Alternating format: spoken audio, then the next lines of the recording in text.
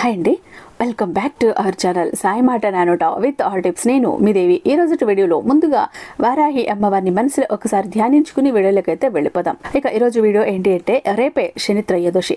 కుక్క కనిపిస్తే ఈ ఒక్క మాట అనండి చాలు, దరిద్రం అంతా కూడా తొలగిపోతుంది. రావి చెట్టు కింద దీపం పెడితే కోట్లు వచ్చి పడతాయి. వివాహంలో ఆటంకాలు, అప్పుల బాధలు, కోర్టు సమస్యలు ఉన్నవారు, ప్రతి పనిలో ఆటంకాలు అడ్డంకులు ఎదురవుతున్నవారు ఈ శని త్రయోదశి రోజు కుక్కతో ఈ ఒక్క మాట అంటే చాలండి, మీ ప్రతి ప్రాబ్లము కూడా తొలగిపోతుంది.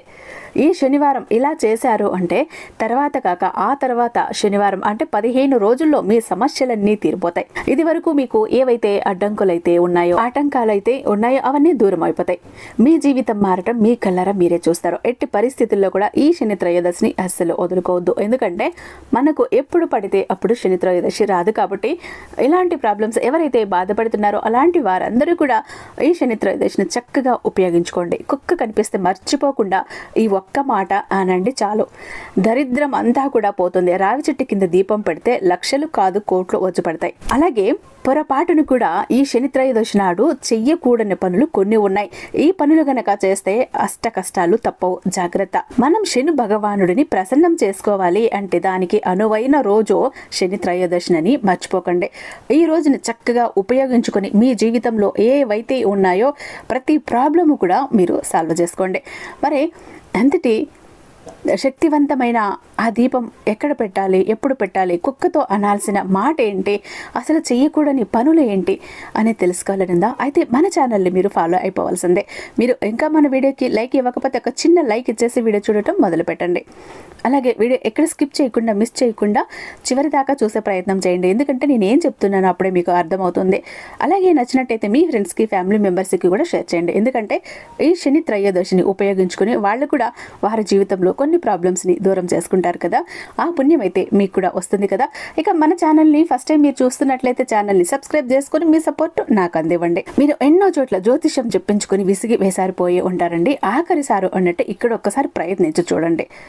ఎందుకు అంటే ఇక్కడ ఒకసారి ట్రై చేశారు, ప్రయత్నించారు అంటే ఇక మీ ప్రాబ్లమ్స్ అన్నిటికీ చెక్ పడిపోయినట్టే, అంటే ఇంకా తీరిపోయినట్టే. మీరు ఇంకెక్కడికి వెళ్ళాల్సిన అవసరం లేదు. ఈయన చెప్పింది 100కి 100% కూడా జరిగి తీరుతుందండి. అంత గొప్పగా చెప్తారు. ఎన్నో ఏళ్ల అనుభవం ఉంది జ్యోతిష్యం చెప్పటంలో కూడా. శ్రీ వారాహి అమ్మవారి జ్యోతిష్యాలయం, వారాహి అమ్మవారి ఉపాసకులైనటువంటి గురూజీ సిద్ధాంత సుబ్రహ్మణ్యరాజు గారు ప్రతి ఒక్క ప్రాబ్లం కూడా మీకు ఫోన్ ద్వారా, పూజల ద్వారానే అందిస్తారండి. మీరు పర్సనల్గా వెళ్ళి, నేరుగా వెళ్ళి కాంటాక్ట్ అవ్వాలి, పర్సనల్గా వెళ్ళి కలవాలి అన్న అవసరం అయితే లేదు. ఉన్న చోటని కదలకుండా మీ మొండి సమస్యలకి సైతం మీరు పరిష్కారాలు అందుకోవచ్చు. ఇంకా వీరు నెంబర్ 1 వశీకరణ స్పెషలిస్ట్. అలాగే వీరి మొబైల్ నెంబర్ 7386242425. నమ్మకంతో ఒక్కసారి కాల్ ట్రై చేసి చూడండి. మీది ఎలాంటి ప్రాబ్లం అయినా అవ్వనివ్వండి, చిట్టి కేసులంతలో పరిష్కరించి ఇచ్చేస్తారు. ప్రేమ, పెళ్లి, ఉద్యోగం, రాజకీయం, విదేశీ ప్రయాణం, ధనం నిలకడగా లేకపోవడం, భార్యాభర్తల మధ్య గొడవలు, ఆస్తి తగాదాలు, అప్పుల బాధలు, స్త్రీ పురుషులకు ఎటువంటి గుప్త సమస్యలు ఉన్న నెంబర్ 1 వశీకరణ స్పెషలిస్ట్. అలాగే మీ మీద, మీ ఇంటి మీద చెడు ప్రయోగం జరిగి ఉన్న నరదృష్టి, నరకోశ, మానసిక సమస్యలు, సంతాన సమస్యలు, గుప్త సమస్యలు, ప్రతి ఒక్క ప్రాబ్లంకి కూడా చక్కటి పరిష్కారాలు అందిస్తున్నారు. మీ వివరాలన్నీ చాలా సేఫ్ అండ్ సెక్యూర్గా ఉంటాయి. ఒక్కసారి స్క్రీన్ మీద ఉన్నటువంటి ఈ నెంబర్కి కాల్ ట్రై చేసి చూడండి. ఆ తర్వాత మీ హ్యాపీనెస్ని మీరే నాతో షేర్ చేసుకుంటారు. ఇక వీడియోలోకి వస్తే, ఈ నెలలో శని త్రయోదశి మనకు 2 సార్లు వచ్చిందండి. వైశాఖ మాసంలో వచ్చేటటువంటి శని త్రయోదశి పర్వదినంతో సమానం. శనికి ఎంతో ప్రీతి, ఎంతో ఇష్టమైన రోజు ఈ రోజు కనుక శని భగవానుని మనం తలుచుకున్నా సరే ఆయన ఎంతో ప్రసన్నవంతుడు అయిపోతాడు. ఇక అదీగాక ఈ వైశాఖ మాసంలో శని త్రయోదశి అమావాస్య ముందు ఒక్కసారి, పౌర్ణమికి ముందు ఒక్కసారి వచ్చింది. ఇది చాలా చాలా అరుదుగా జరుగుతూ ఉంటుంది, ఎప్పుడో కానీ జరగదు. అందుకే అంత శక్తివంతమైన శని త్రయోదశి. కాబట్టి ఈ శని త్రయోదశి నాడు మీకు కుక్క కనిపిస్తే ఈ ఒక్క మాట అనుకుని తినటానికి ఏదో ఒక ఆహారం పెడితే చాలండి. మీ ఒంట్లో ఉన్న సకల దరిద్రాలన్నీ కూడా దూరం అయిపోతాయి, కష్ట నష్టాలన్నీ కూడా దూరం అయిపోతాయి. ఏ ఇబ్బందులు అనుభవిస్తున్నారో, ఏ బాధలు అనుభవిస్తున్నారో, ఆర్థిక ఇబ్బందులు అవ్వచ్చు, మానసిక అవస్థలు అవ్వచ్చు, లేదా అనారోగ్య సమస్యలు ఏవైనా అవ్వనివ్వండి, మీ జీవితంలో ఇది వరకు ఏం జరుగుతున్నాయో, చెడు సమయం ఏదైతే జరుగుతుందో ప్రతి ఒక్కటి కూడా దూరం అయిపోతుంది. అదృష్టం మీ తలుపులు తడుతుంది, కోట్లు వచ్చి పడతాయి. మనకున్న కష్టాలు, ఆర్థిక పరిస్థితులు, ఆర్థిక ఇబ్బందులు అన్నింటినీ దూరం చేసుకోవాలి అంటే ఇలాంటి శక్తివంతమైన రోజుల్లో కొన్ని పరిహారాలు అయితే మనం చేసుకోక తప్పదు. మరి అంతటి శక్తివంతమైన శని త్రయోదశి రోజు మనం తక్కువ పనులతో ఎక్కువ ఫలితాలను పొందుకోవాలంటే ఏం చెయ్యాలి, ఏం చేస్తే మనకు కలిసి వస్తుంది, ఏం చేస్తే మన దరిద్రం అంతా తొలగిపోతుంది, ఏం చేస్తే మనకు అదృష్టం కలిసి వస్తుంది అనేది మనం ఈరోజు క్లియర్గా చెప్పుకుందాం. అలాగే శనివారంతో త్రయోదశి కలిసి వస్తే శని త్రయోదశి అంటారు. ఈ రోజు అంటే మహావిష్ణువుకి, పరమేశ్వరుడికి ఇద్దరికి కూడా చాలా ప్రీతి. ఎందుకంటే పరమేశ్వరుడు హాలాహలాన్ని స్వీకరించింది ఈ శని త్రయోదశి నాడే. అంటే ఈయనకి, మహావిష్ణువుకి, పరమేశ్వరుడికి చాలా ఇష్టమైనటువంటి రోజు. అలాగే శని జన్మించిన తిథి కూడా త్రయోదశి తిథి కాబట్టి శని త్రయోదశికి అంతటి విశిష్టత. ఇక మహావిష్ణువుకి, పరమేశ్వరుడికి ఇష్టమైన రోజు కాబట్టి, శని భగవానుడికి ఇష్టమైన రోజు కాబట్టి ఈ శని త్రయోదశికి అంత విశిష్టత ఉందని పండితులు చెబుతున్నారు. మరి ఈ రోజును గనక మీరు ఏం చేయాలి అంటే, శని త్రయోదశి రోజు ఉదయాన్నే లేచి నువ్వుల నూనెతో తల అంటుకుని, ఒళ్ళు అంటుకుని స్నానం చేసుకోండి. ఇక ఇంట్లో పూజ చేసుకోండి. కుదిరితే శివాలయానికి వెళ్ళండి. అక్కడికి వెళ్ళి మీరు రుద్రాభిషేకం చేసుకుంటే చాలా చాలా అద్భుతమైన ఫలితాలు ఉంటాయి. అది కూడా 5 గంటల నుంచి 6 గంటల లోపు చేసుకుంటే ఇంకా అద్భుతమైన ఫలితాలు ఉంటాయి. ఇక ఆ సమయంలో మీకు గనక శని భగవానుడి ఆలయం ఉంటే వెళ్ళి ఒకసారి శని భగవానుని దర్శించుకోండి, లేదా అభిషేకం చేసేలా ఉంటే చేయించుకోండి, లేదా పూజ చేయించుకొని రండి, లేదా ఆయనకి నువ్వులు, ఇలాంటివి నువ్వుల నూనె సమర్పించేసి రండి. లేదా శివాలయంలో నవగ్రహాల్లో ఉన్నటువంటి శనికి అభిషేకాలు చేసుకోవచ్చు, అక్కడ నువ్వుల నూనె సమర్పించుకోవచ్చు. ఇక మీరు ఇదంతా చేసుకున్నాక ఆ రోజు మొత్తంగా కూడా ఎలాంటి మద్యం ముట్టుకోకుండా, మాంసాహారం తినకుండా, ఇక పీరియడ్స్లో ఉన్న వాళ్ళు ఎలాగూ చెయ్యరు కాబట్టి ఈ మద్యం, మాంసం లాంటి వాటి కూడా శనివారం రోజు దూరంగా ఉంటే చాలా మంచిది. మనం శని భగవానుడి కృపకి పాత్రులవుతాం. ఇంకా ఈరోజు మీరు మంచిని మాట్లాడటం చెయ్యండి, ఎవరి చెడు కూడా కోరకండి. ఇక మీకు రావి చెట్టు ఎక్కడ కనిపిస్తే అక్కడికి వెళ్ళి రావి చెట్టుకి ప్రదక్షిణలు చేయండి, రావి చెట్టుకి నీళ్లు పోయండి, రావి చెట్టు కింద దీపం వెలిగించండి. అలా దీపం వెలిగించాక అక్కడే కాసేపు కూర్చోండి. ఒక 15 నిమిషాల్లో లేదా ఒక అరగంట మీకు కుదిరినంతసేపు కూర్చోండి. కానీ అక్కడికి వెళ్ళి ప్రదక్షిణలు చేసి, చెట్టుకు నీరు సమర్పించి ప్రదక్షిణ చేసి దీపం పెట్టి వెంటనే వచ్చేయకండి. కాసేపు అక్కడ కూర్చోండి. అక్కడ కూర్చున్నారు అంటే మీకు ఒక పాజిటివ్ శక్తి అనేది మీ ఒంట్లోకి వస్తుంది. మీ ఒంట్లో ఏదైతే ఉందో నెగిటివ్ ఎనర్జీ మొత్తం బయటకు వెళ్ళిపోతుంది.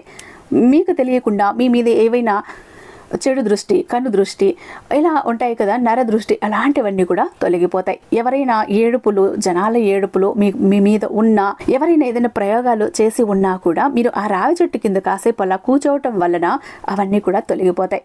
మీకు ఏవైతే నిరుత్సాహం ఇలా ఉంటాయి, కొంతమందికి ఏ పని మీద ఇంట్రెస్ట్ ఉండదు, నిరుత్సాహంగా ఉంటారు, దేని మీద శ్రద్ధ ఉండదు, ఇంట్రెస్ట్ ఉండదు, సోమరితనంగా, బద్ధకంగా ఎలాగనో ఉంటారు, అవన్నీ కూడా పోతాయి. మీ ఒంట్లోకి ఒక కొత్త శక్తి ప్రవేశించటం మీకే తెలిసిపోతుంది. ఎందుకు అంటే శ్రీకృష్ణుడు చెప్పాడు, వృక్షాల్లో కల్లా అశ్వత్థ వృక్షం ఎంతో గొప్పది అని, చాలా విశిష్టమైనది అని. మనకు తెలుసు బ్రహ్మ, విష్ణు, మహేశ్వరులు ముగ్గురు కూడా ఆ అశ్వత్థ వృక్షంలో, రావి చెట్టులో నివసిస్తూ ఉంటారు. 3 కోటి దేవతలు ఉంటారు, గురువు ఉంటాడు. కాబట్టి మీరు అక్కడ కాసేపు కూర్చున్నారు అంటే 3 కోటి దేవతల ఆశీర్వాదం కూడా మీ మీద ఉంటుంది. ఇక రావి చెట్టు కింద మీరు దీపం పెట్టి కాసేపు కూర్చొని నేరుగా ఇంటికి వచ్చేయండి. ఎక్కడికి వెళ్ళకండి, ఎవరింటికి వెళ్ళకండి, నేరుగా ఇంటికి వచ్చేసేయండి. ఇలా గనక చేశారు అంటే మీ ఒంట్లో ఉన్న దరిద్రం అంతా కూడా పోతుందండి. మీకు కొత్త శక్తి వస్తుంది. ఏ పని చెయ్యాలన్నా, ఏం చేసినా కలిసి వస్తుంది. ఇది వరకు ఏవైతే అడ్డంకులు, ఆటంకాలు ఎదురవుతూ ఉన్నాయో ప్రతి పనిలో అవన్నీ కూడా తొలగిపోతాయి. ఇక కుక్క కనిపిస్తే మీరు అనాల్సిన మాట ఏంటి అని అంటే గనుక, కుక్క కానీ నల్లటి కాకి కానీ మీకు కనిపించింది అంటే వాటితో ఈ ఒక్క మాట అనండి, వాటిని అస్సలు కొట్టకండి. ఎందుకంటే ప్రాణిహింస చేస్తే భగవంతుడికి ఎప్పుడూ నచ్చదు. అలాగే కుక్కని కొట్టిన, కాకుల్ని కొట్టిన, తోలిన, తరిమిన శని ఆగ్రహానికి గురి కావాల్సి వస్తుంది. మనం ఎప్పుడైతే వాటిని ప్రేమగా చూస్తూ వాటికి తినడానికి ఏదైనా ఆహారం పెడితే శనికి ఎంతో ఇష్టం. ఆయన ప్రభావం మన మీద తగ్గుతుంది, అంటే ఆయన చల్లని చూపు మన మీద ఉంటుంది. కాబట్టి శనిని ప్రసన్నం చేసుకోవాలి అంటే కనుక శని భగవానుడిని ప్రసన్నం చేసుకోవాలంటే ఎలాంటి పనులు మనం చేయాల్సి ఉంటుంది. తర్వాత ఎవరైనా పేదవారు ఉంటే వారికి తినటానికి ఏదైనా దానం ఇవ్వండి. మీ శక్తి కొద్దీ మీరు ఇవ్వండి. బియ్యమైనా ఇవ్వచ్చు, ఉప్పు, నూనె, పప్పులు లేదా డబ్బులు ఏదైనా ఇవ్వండి. ఎందుకంటే చాలా పేదవారికి, కడు పేదవారికి తినటానికి ఏదైనా ఇస్తే శని భగవానుడు త్వరగా ప్రసన్నం అవుతాడండి మన పట్ల. ఆయన తీవ్రత మన మీద తగ్గుతుంది.